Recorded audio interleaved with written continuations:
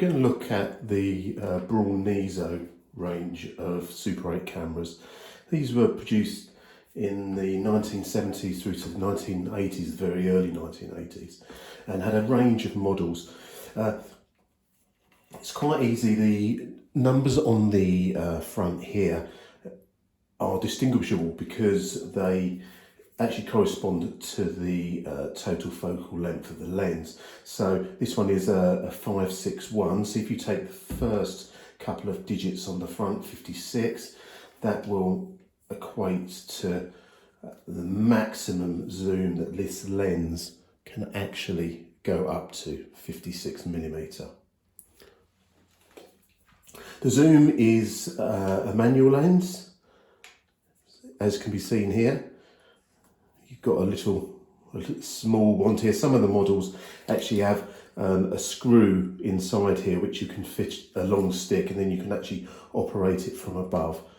But you can see this one that zooms from 7mm right the way around to 56mm. The zoom can also be activated via these two buttons here to go in or out. The only problem is the batteries do tend to get absolutely exhausted if you're using that. I tend to use them with the manual zoom. I find that more satisfying. Some of the models actually have some additional settings on a collar that goes around the lens. They might have a red dot, they might have macro setting and so forth.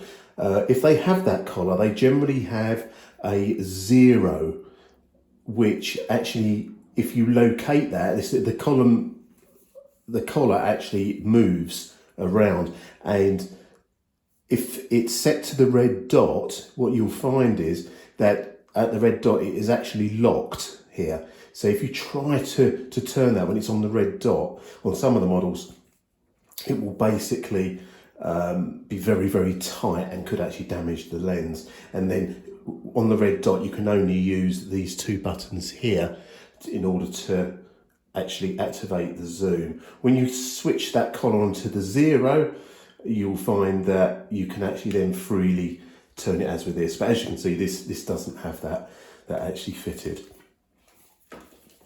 Now the focus, if we have a look at the eyepiece here, has a setting with 0. So you can 0 the setting, and we've got a minus and plus setting that can be turned. So this is the diopter setting. So obviously people have different quality eyesight, and this means that you can adjust that to your eye, a bit like you would on a set of binoculars.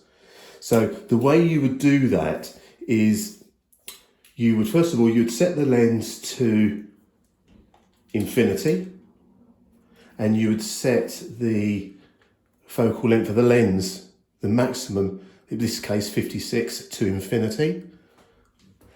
You would then look at your view through the viewfinder, and you're going to be focusing quite a long way into the distance, maybe on a tree, something like that in the distance, and you will be able to see how well that comes out in focus. It might very well, when you look through the viewfinder, it might be out of focus. And all you need to do, you need to just turn this diopter setting until that is crystal clear through the viewfinder, with both of these set at infinity and 56. As soon as you do that, let's say it is maybe there, you can then leave that setting. What I tend to do, I tend to get like a little fluorescent pen, and I actually mark it where my eyesight is, or on my personal camera as well that I use most of the time, I will get a little scalpel, and I will actually make a mark so that I know that that is my eyesight, and I can quickly, if it gets altered in the box, in the storage case, I can quickly, as I get it out, I can just set it to my eyesight, and then I'm off, and it's much quicker. Once you've done that, you just operate it as normal, and everything should be nice and sharp. Now basically, everything is switched, as you can see, to these red dots. Now those red dots are a default. The on and off switch here has got these two switches, and the on switch is actually to here, to the red dot, and that corresponds to these dots that you will see along here. And like I said, there might be a red dot as a default on this collar. Now with the camera switch to on, the camera won't actually switch on until the handle is engaged. So we'll move that around and we'll click that in, as so. You must always remember that when you're storing the camera to actually turn it to off. Press this little button here and swing that out of the way. Otherwise, you'll find that your film is wound through at a very quick rate of knots, and your battery's all flat as well. So it's going to cost you quite a lot of money if you don't end up doing that. So we're going to swing this around, we're going to engage it like this, we're going to switch it to on. Now, in this position with all the red dots, this camera is going to run as if it's on automatic. So this top dial is effectively your aperture. So at the moment, yes, it's running on automatic.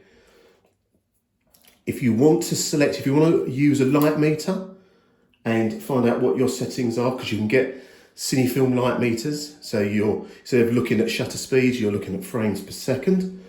And if the light meter is telling you a particular aperture, you can actually set that by turning this dial around. And what you'll see when you look through the viewfinder, you will see there's an aperture scale at the bottom there. Sometimes they're on the side, depending on what model it is, but you'll see your aperture scale for your lens. And by moving this, you will see the needle actually will go to the corresponding aperture setting, the F number that you are selecting. A lot of people just leave them on automatic. They are pretty good. They're pretty well calibrated, and they don't go that far off of the original settings. The green button here is just a battery check. So that will, if you press that in, your needle will go to F8, and your F8 is coloured in red, I believe, on this model. And that is just a battery check to see that the batteries inside here are not coming to the end of their life. You've also got this one here. Again, if you leave it on red, it's a default. It will just run as normal, but you can actually go through, and this is basically a timer, so you can operate the camera at low light levels. The two dials here, as you can see, there's a setting for daylight and for tungsten lighting, so if you're photographing indoors. There's also a +1, so if you're maybe photographing on the beach or in snow, you could hit that button and the camera will compensate, so it's got an exposure compensation. Now, Super 8 is generally projected at 18 frames a second, so that is the default on this camera. You may decide that you want to shoot at 24 or 54 frames a second. Now, there's a 54 frames a second button here. So basically, if you activate the 54 frames a button second, or you set it at 54 frames a second, the film will be running faster through the camera.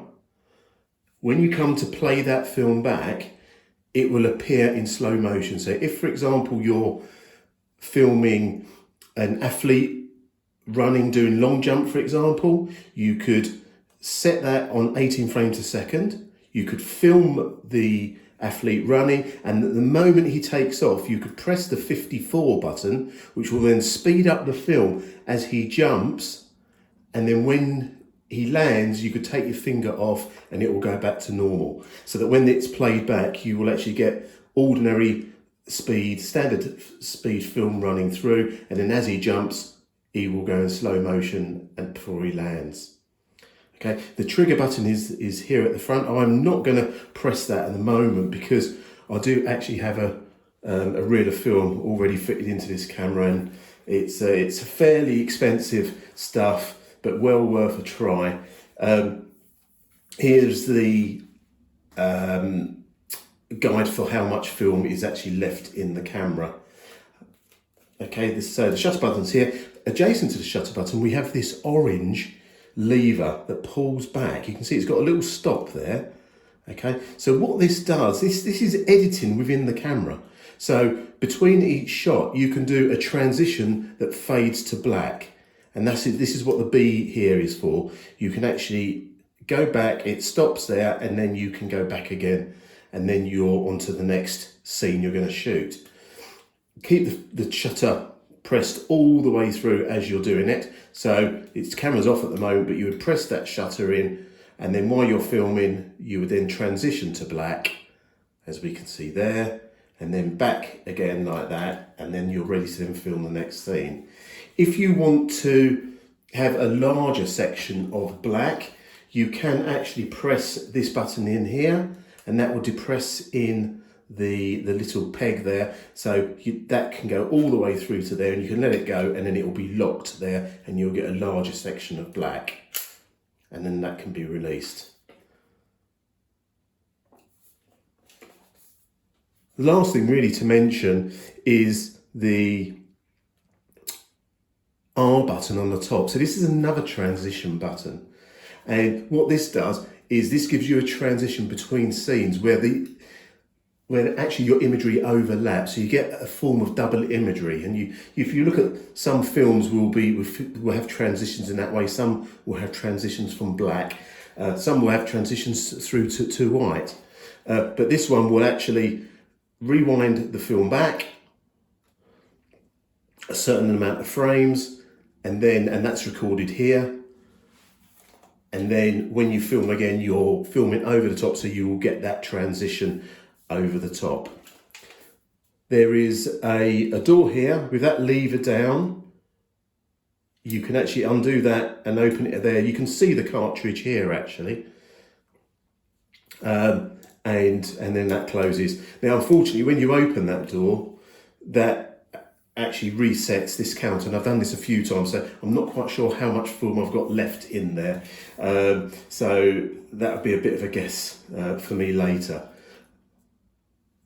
But other than that, it's a great way of shooting moving image.